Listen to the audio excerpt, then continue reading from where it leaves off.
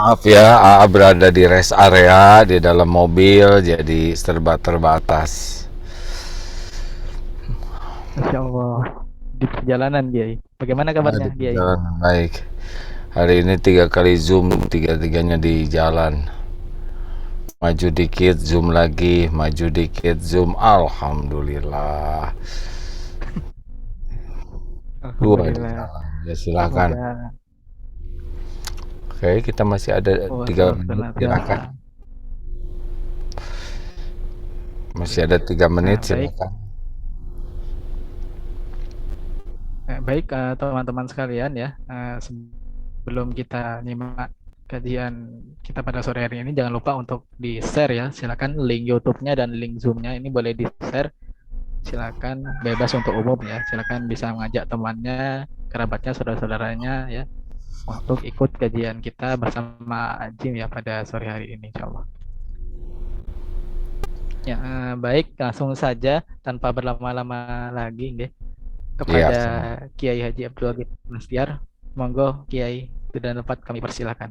ya. Assalamualaikum Recording in warahmatullahi progress. wabarakatuh. Alhamdulillahirrabbilalamin. Segala puji bagi Allah yang maha mendengar, maha menatap, maha menyaksikan segala-galanya. Dengan izin Allah kita bertemu, dan semoga bukan hanya izin Allah tapi juga ridho Allah. Allahumma salli ala Sayyidina Muhammadin wa ala alihi wa ashabihi ajmain. Ini teh apa majelis gaul tuh, bisa diceritakan sedikit? Majelis Gaul ada singkatannya Pak Kiai.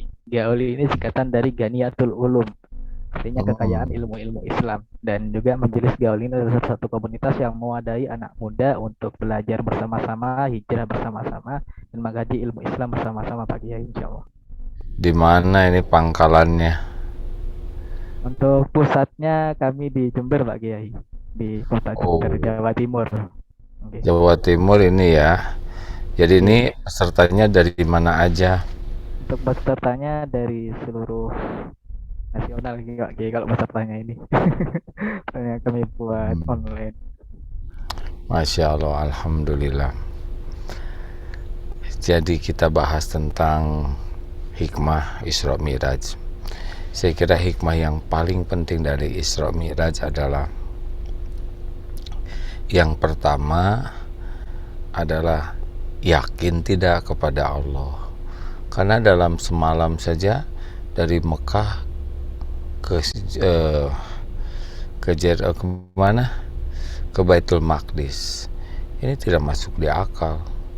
Tambah lagi ceritanya ke langit ketujuh, sedangkan pakai pesawat olang-alik saja teknologi begitu rumit dan hanya sampai ke bulan dan sekitarnya. Jadi Isra Miraj ini adalah dihadirkan tentang yakin tidak nih kepada kekuasaan Allah, begitulah. Sehingga Rasulullah SAW bersabda, al mu'minul qawi khairun wa ahabu ilallah minal mu'mini dhaif.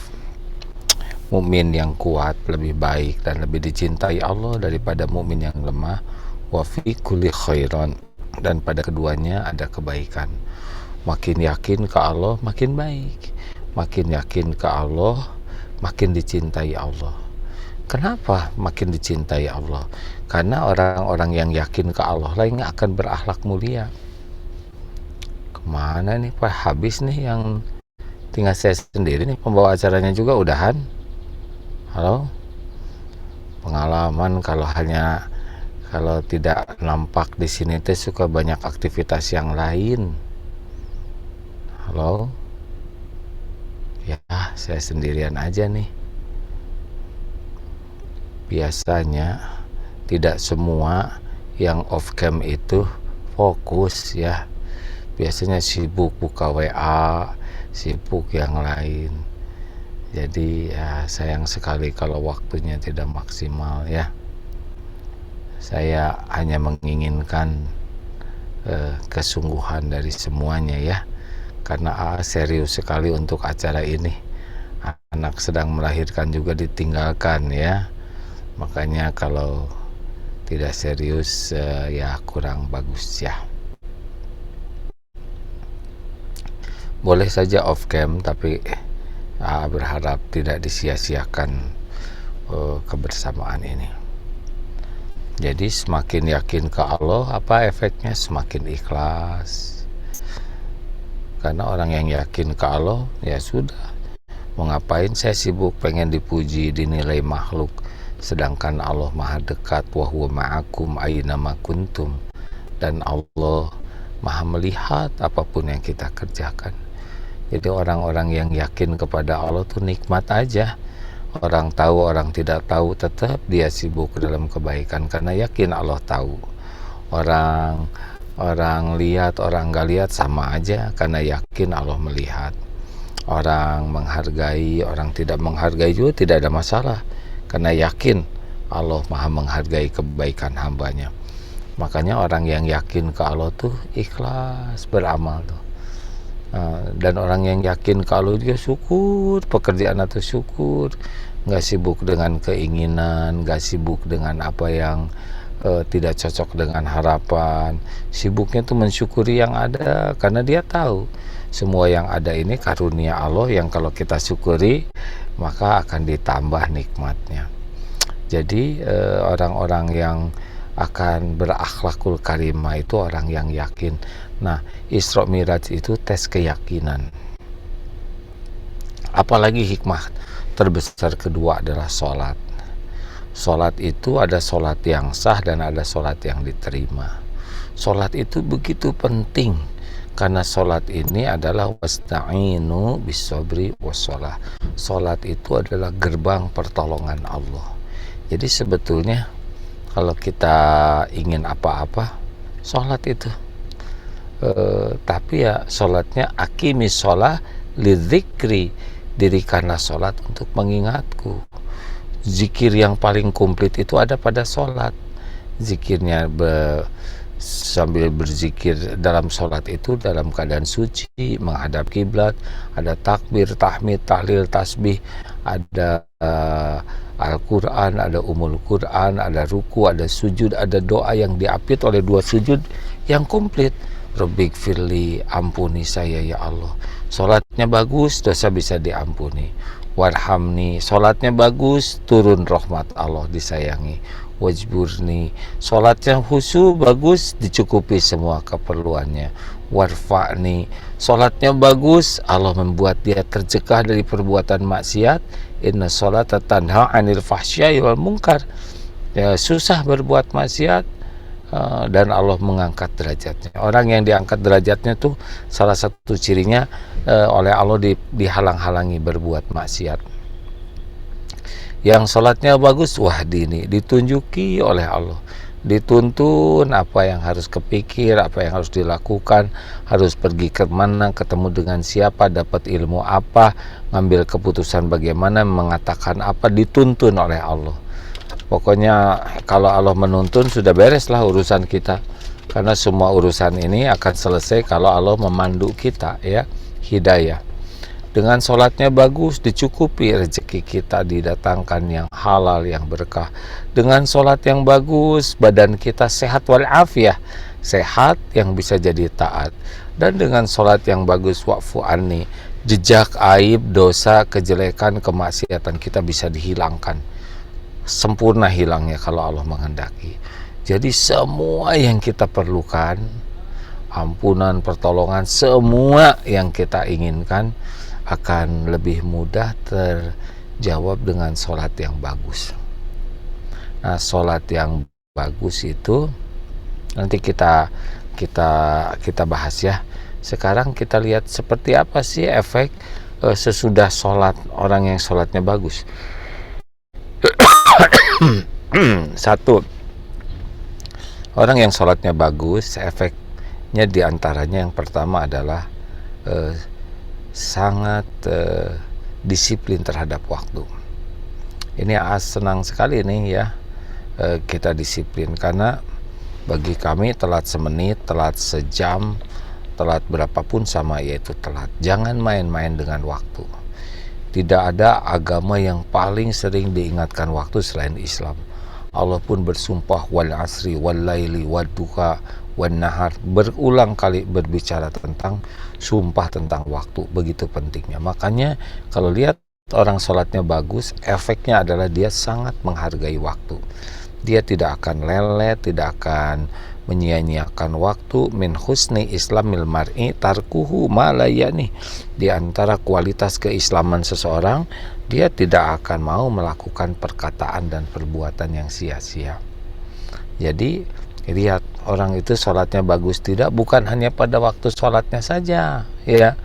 Karena sholat itu bukan hanya pada waktu sholat, khusyuk tuh, sesudah sholat juga bagus. Yang kedua, orang yang sholatnya bagus itu efeknya adalah disiplin bersih, ya. Bersih, lihat kamarnya bersih, rapi, tertib, teratur, kamar mandinya bersih, lemarinya bersih, tempat belajarnya bersih, dapurnya bersih, ruang tamu bersih, pakaiannya senang bersih. Pokoknya orang-orang yang sholatnya bagus pasti peka terhadap kebersihan. Ini sholatnya bagus tapi berantakan di mana-mana, jarang mandi, ini pasti ada masalah nih. Karena sholat itu tidak bisa dilakukan tanpa wudhu, tanpa tayamum. Sholat tidak diterima kalau bajunya tidak halal, ya, gosok. Jadi orang yang sholatnya berkualitas, selain disiplin waktu, dia hanya mau melakukan sesuatu yang berharga, karena waktu itu sangat berharga, sehingga dia tidak mau berbicara kecuali yang berharga, tidak mau melakukan sesuatu kecuali yang berharga. Itu ciri orang sholatnya bagus. Tapi kalau orangnya sholatnya kurang bagus, wah, dia banyak melakukan kesia-siaan, bahkan kemaksiatan dengan waktu yang ada. Nauzubillah. Yang kedua, disiplin bersih. Dia suka sekali hartanya bersih, perkataannya bersih, pikirannya bersih, mulutnya juga perkataannya bersih. Pokoknya orang-orang yang sholatnya bagus itu sangat mencintai dan disiplin dengan kebersihan. Mari kita lihat kamar masing-masing, kamar mandinya, ya, lemari, lihat nanti ya, kolong lemari, lalu bagaimana kita berpakaian. Nah, orang-orang yang sholatnya bagus itu oleh Allah akan diberi taufik mencintai kebersihan. Karena kebersihan itu adalah fondasi dalam Islam itu, ya. Halo, pada jadi ingat kamarnya ya. Ayo lihat, jangan-jangan kamarnya berantakan, ceramah kemana-mana, ngaji kemana-mana, rumah aduh kotor. Hati-hati ya. Yang ketiga, disiplin niat, ya. Orang-orang yang sholatnya bagus itu akan sangat serius menjaga niat. Nah, niatnya itu kan, sholat itu innamal a'malu binniyat. Niat itu ada dua jenis, ada niat untuk jenis amalnya, ada niat untuk siapa amalnya. Misalkan saum sunnah, saum wajib, sama saumnya tapi dibedakan dengan niat. Tahiyatul masjid, qobla subuh, dan sholat subuh 2 rakaat semuanya sama, yang membedakan niat. Nah, ini untuk jenis amal. Tapi niat juga ada satu lagi, untuk siapa sholat ini. Inna sholati wa nusuki wa mahyaya wa mamati lillahi rabbil alamin. Jadi orang-orang yang sholatnya khusyuk tuh biasanya mikir keras tentang niat ini. Niat saya, ya Allah, saya lakukan ini karena Engkau. Ya Allah, saya berbuat baik kepada suami hanya karena Engkau. Ya Allah, saya saum ini hanya untukmu, hanya karena perintahmu, hanya mencari ridhomu. Kenapa kok ibu sabar banget sih jadi orang? Karena Allah nyuruh sabar dan Allah mencintai orang sabar. Itu. Kenapa itu orang itu berbuat jelek kok dibalas dengan kebaikan? Karena Allah menyuruh kita idfa billati hiya ahsan. Allah menyuruh kita berbuat baik, dan innallaha yuhibbul muhsinin, dan Allah mencintai orang yang berbuat baik. Jadi kita menjadi baik itu bukan untuk dianggap orang sebagai orang baik, bukan untuk dipuji, bukan supaya orang jadi baik ke kita, bukan supaya barang dagangan laku, bukan kita supaya viral. Enggak, kita cuma satu aja. Saya lakukan ini agar Allah yang maha melihat, yang maha mendengar, yang maha tahu isi hati, menerima amal saya. Cukup, udah nggak ada lagi yang lain-lain. Ringkas, enak. Halo, apa yang pertama? Majelis gaul. Pembawa acara. Yang pertama disiplin apa?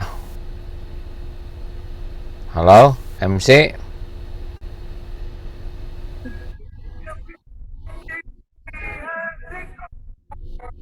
Kok lagu, Han? Yang pertama disiplin apa? Ayo. Ini ayo MC, kedengaran nggak suara AA? Bingung, kasihan MC. Nggak kedengaran ya? Oke, iya. Ngapunten, mungkin kebetulan MC-nya sedang ada amanah ngantarkan ibu beliau yang sakit, jadi sekarang kan, Masya Allah. Ya Allah, malah nggak tahu yang mana yang MC-nya ini. Ya Allah, sifaan illa shifauk, sifaan la yugadiru saqama, amin ya rabbal alamin. Ya. Saya menggantikan, kebetulan saya yang membuat majelis gaul ini, jadi mohon izin menggantikan. Siapa ini yang mana? Yang ini yang baju putih, yang sangka putih, Masya Allah. Acungkan tangannya sebab ini macam-macam nih orangnya. Oh enggak. Maaf ya, karena saya ingin memastikan waktu yang berharga ini semua tidak ada yang menyia-nyiakannya ya. Luar biasa pentingnya detik demi detik itu. Nah, selanjutnya adalah disiplin apa aja? 1, disiplin waktu. 2, disiplin bersih. Yang ketiga, disiplin niat. Wah, selalu mau apa-apa niat dulu. Mau apa nih, saya bersepeda? Mau pamer sepeda, mau pamer kekuatan, pamer gaya, termasuk akhwat yang dandan. Ini saya dandan kayak gini buat siapa nih? Buat suami. Suami siapa? Hah? Ayo. Kenapa di rumah ada suami yang nggak dandan, ketika keluar dandan? Nah, harus tanya, mau apapun tanya. Seperti sekarang ceramah mau apa ini? Ya, saya mudah-mudahan ilmu yang Allah titipkan ini manfaat. Selalu tanya niat, karena niatnya salah tidak nyampe. Mau jihad sampai meninggal dunia juga nggak ada. Kadzabta, dusta. Mau hafal Quran salah niat, nggak akan dapat pahala ya. Makanya orang-orang yang disiplin sholatnya bagus, dia akan disiplin niat. 4, 2, 3. Yang keempat apa sesudah disiplin niat? Disiplin fokus. Orang itu bukan kurang pintar, kurang fokus. Silahkan memanah, nggak jelas targetnya, nggak fokus ke target, mau berapa kali aja memanah, nggak akan membawa hasil. Bawa kaca pembesar, fokuskan coba ke sinar matahari. Dulu ingat waktu SMP, SMA, kaca pembesar praktikum ada nggak? Ketika fokus, maka nyala tuh. Demikianlah orang bisa menghafal Quran karena fokus. Nah, sholat itu mengajari kita 5 kali sehari fokus. Kalau kita sudah biasa fokus, luar biasa ya. Mikroskop juga coba difokuskan, bisa lihat itu yang tidak kelihatan itu. Fokus rahasianya. Pokoknya kita ini bermasalah tuh karena kurang fokus. Sama ini ya, zoom seperti ini sering dilakukan. Siapa yang dapat ilmu? Yang fokus. Tadi itu sebelumnya ada zoom lagi, ada pertanyaan, terus pas HP bunyi yang ada berita penting, baca sebentar itu ya, hanya lihat HP, bablas itu pertanyaan. Nggak ngerti, coba mohon diulangi, saya mohon maaf, tadi saya lihat ini ada berita, ternyata memang gagal fokus, ya sudah, nggak bisa apa-apa. Makanya maaf ya, kita tuh sebetulnya bermasalah itu salah satu penyebabnya ya tidak fokus, salah fokus, gagal fokus. Nah, fokus apa yang terpenting? Fokus ke Allah ya, karena fadzkuruni adzkurkum, maka ingatlah padaku, aku ingat padamu. Kenapa kita sering stres? Karena kita kebanyakan mikir dan sangat kurang zikir. Kita mikir kemana-mana, harusnya gimana? Tiap mikir jadi zikir. Karena kalau kita ingat ke Allah, Allah akan memperlakukan kita sangat spesial. Nah, oleh karena itulah maaf ya, harusnya orang yang sholatnya bagus itu dalam hidup itu mudah fokus. Kalau menyimak fokus di kelas itu ya, gurunya sama, waktunya sama, materinya sama, hasilnya beda-beda, tergantung tingkat kefokusannya. Jelas hadirin sekalian? Al-Ankabut ayat 69, walladzina jahadu fina lanahdiyannahum subulana. Dan orang-orang yang sungguh-sungguh ya fokus mencari keridhaan Allah, Allah benar-benar akan menunjukkan jalan-jalannya. Gitu ya. Jadi harus fokus. Nah, sholat itu melatih kita fokus, dan fokus terpenting adalah mikir apapun selalu kembali ke Allah. Ingat anak ciptaan Allah, anak milik Allah, anak amanah Allah, Allah yang ngebulak balik hati anak. Ingat rezeki langsung ke Allah. Satu-satunya pemilik rezeki adalah Allah. Allah yang menahan, Allah yang membagikan, Allah yang memudahkan, Allah yang melapangkan, Allah yang menyempitkan. Ingat jodoh, ingat Allah lah. Allah lah yang menciptakan setiap ikhwan, setiap akhwat. Allah yang menanamkan cinta di hati, Allah yang mengatur jodoh. Pokoknya kalau fokus ke Allah terus, enak. Jadi kita ini bermasalah karena kebanyakan mikir, kurang zikir, kurang fokus ke Allah ya. Ingat virus oncom ini ya, ingat virus, ingat langsung Allah yang menciptakan virus itu pekerjaannya bertasbih kepada Allah. Virus tidak bisa membawa bahaya tanpa izin Allah. Yang sakit bukan ditentukan oleh virus tapi oleh Allah. Virus tidak akan membuat mati orang meninggal karena sudah waktunya tiba, dicabut nyawanya oleh malaikat pencabut nyawa atas perintah Allah pada waktu yang sudah ditetapkan Allah. Jadi zikir ya. Jadi mohon maaf ya. Jadi yang stres itu karena kurang fokus ke Allah. Yang keberapa nih? Halo?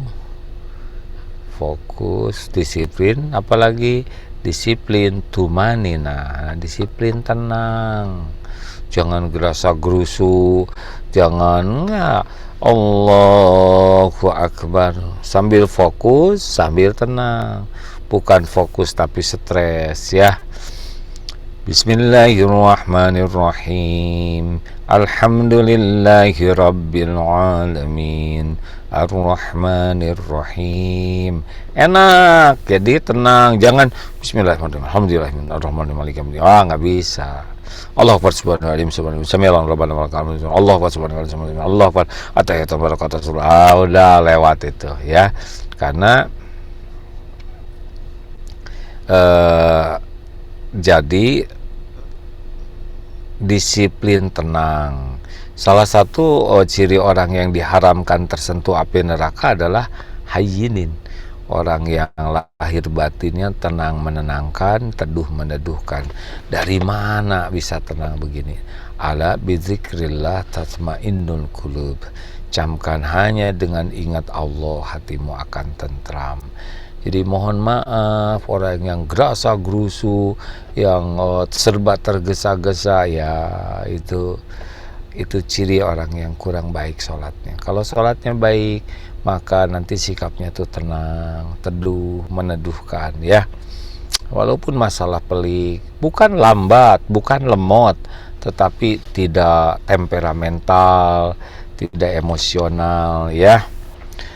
Disiplin waktu, disiplin bersih, disiplin niat, disiplin fokus, disiplin tumanina. Ada lagi disiplin tertib.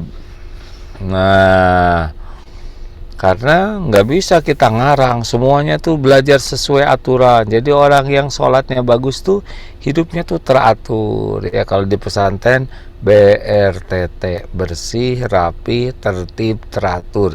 Jadi orang yang sholatnya bagus tuh diantaranya bersih, rapi, tertib, teratur. Kenapa kita susah nyari kaos kaki? Ya pasti nggak tertib ya.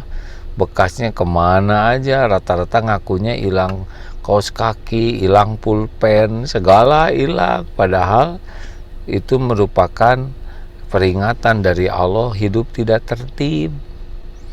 Banyak kita yang tidak tertib itu di dalam aturan-aturan motor ya. Ada yang lagi yang itu pernah heran ya, seorang ini ada bis mahasiswa ke pesantren, dia buang bekas kacang itu lempar aja. Ya Allah, SD 6 tahun, SMP SMA 6 tahun, 12 tahun, tambah kuliah 5 tahun, 17 tahun hanya nyimpen sampah pada tempatnya aja nggak bisa. Belajar apa itu ya nggak?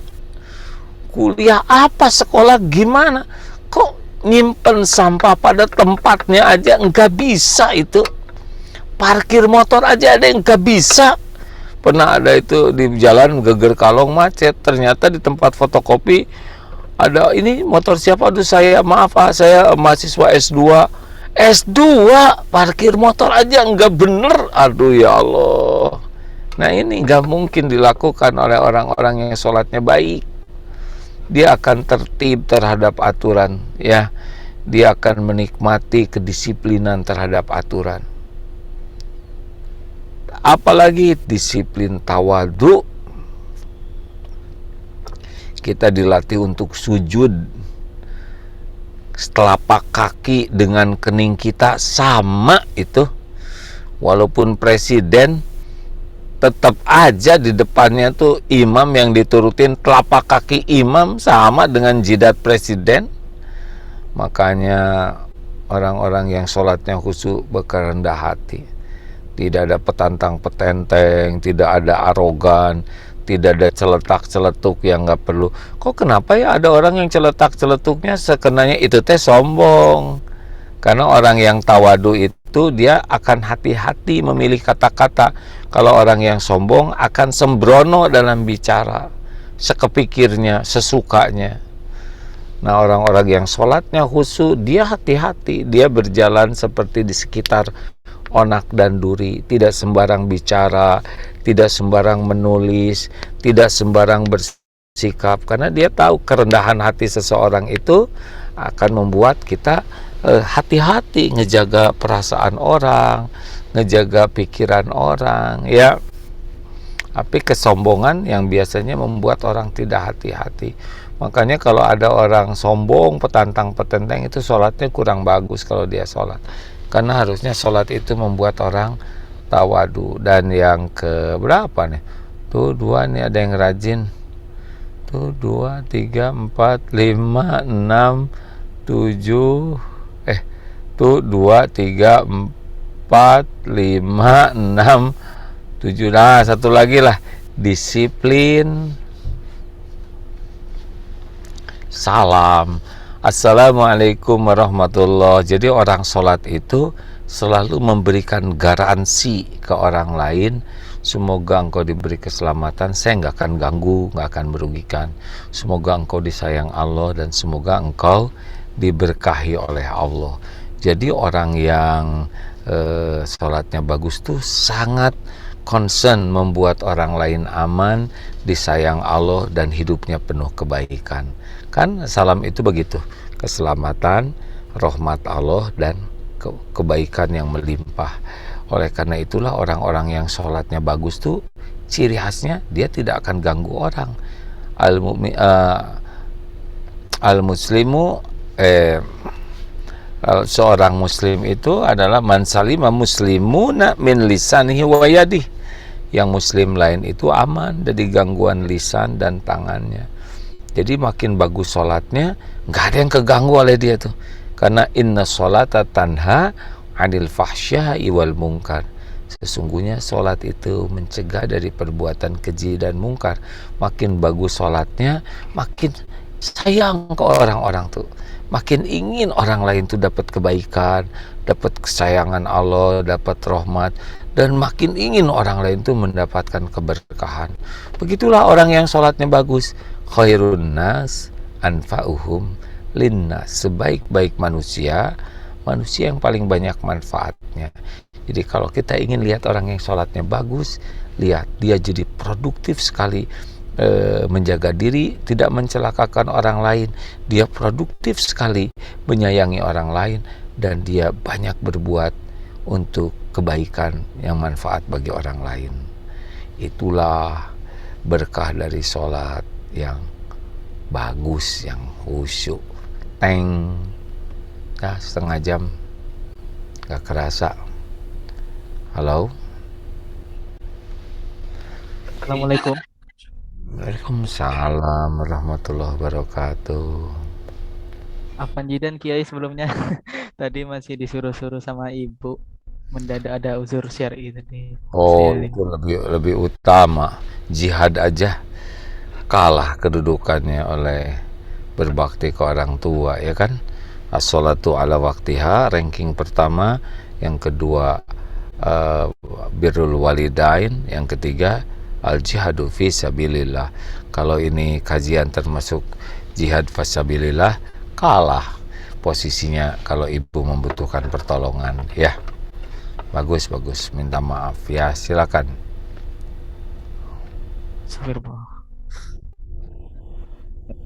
Alhamdulillah, alhamdulillahirrabbilalamin. Kami ucapkan jazakallahu khairan kepada Kiai Abdul Hakim Asyar sudah menyampaikan materi Masya Allah yang sangat membuka dan sangat menambah keimanan kita insya Allah. Dan tentunya juga saya mohon maaf juga kepada teman-teman sekalian atas tadi saya masih disuruh-suruh ya sama ibu, jadi mohon maaf sebelumnya. Baik teman-teman sekalian, kita beranjak kepada sesi diskusi dan tanya jawab. Bagi teman-teman sekalian, baik itu yang di Zoom maupun yang di YouTube, jika ada pertanyaan unek-unek yang ingin disampaikan terkait dengan materi kita pada sore hari ini, silakan bisa disampaikan melalui kolom live Zoom chat ya. Yang di YouTube silakan bisa tuliskan pertanyaannya di kolom live chat.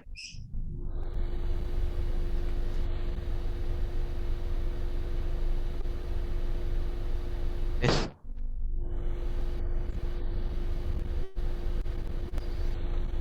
Hayo, ada lagi? Kalau udah ada yang nanya bangunin ya. Kalau nggak ada saya istirahat dulu. Monggo teman-teman sekalian bisa bertanya.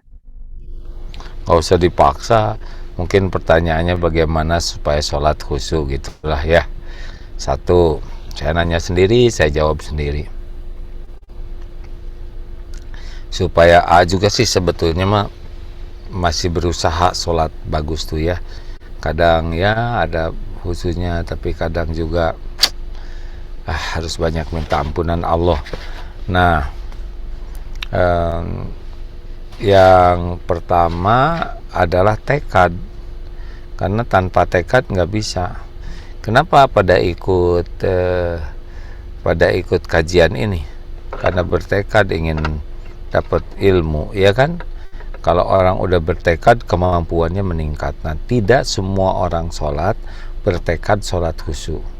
Ada yang cuma mau sholat aja. Jadi akibatnya kalau tidak khusyuk juga, ya dia nggak merasa bersalah. Karena kayak memanah gitu, dia nggak niat panahnya kena kesasaran, maka dia asal panah aja gitu ya. Dia nggak merasa bersalah. Jadi banyaknya kita tuh nggak merasa bersalah karena tidak ada tekad untuk sholat khusyuk. Kalau tekadnya sholat khusyuk, kayak memanah, saya pengen kena sasaran, kalau nggak kena tuh ada rasa kecewa ya, dan evaluasi diri. Tapi kalau nggak ada niat kena, ya nggak kena, nggak kecewa. Jadi kenapa istighfarnya nggak bagus habis sholat? Ya karena emang nggak merasa menyesal. Dua,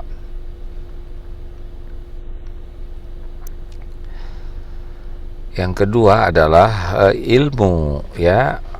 Banyak di antara kita yang nggak meningkatkan pemahaman kita tentang sholat. Asal sholat aja dengan ilmu waktu SD ya.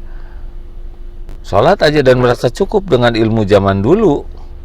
Jadi tentang hukum-hukum sholat, rukun sholat, nggak tahu, ikut aja sholat. Padahal sholat tuh dia, tapi aturan sholat yang benar nggak tahu, nggak belajar. Juga dia nggak paham bacaan sholat. Jadi dia baca Fatihah tapi nggak ngerti. Dia Rabbik firli warhamni, nggak ngerti juga artinya. Dia doa tapi nggak ngerti. Dia sujud tapi nggak ngerti. Ini nggak bisa khusyuk ya, karena dia nggak belajar. Jadi orang yang mau khusyuk wajib hukumnya untuk belajar, khususnya tentang fikih sholat dan arti bacaan sholat. Yang ketiga adalah kita harus bagus persiapannya, karena gagal dalam mempersiapkan sama dengan mempersiapkan kegagalan. Jadi sebelum sholat itu wudhunya harus bagus, tempatnya juga diusahakan yang meminimalkan ketidakhusuan, pakaian kita yang rapi, tertib, sopan, sajadah kita juga dibetulkannya jangan pakai kaki disepak gitu ya, nggak sopan sekali ya. Allah ngelihat itu kita nyepak-nyepakin sajadah ya nggak.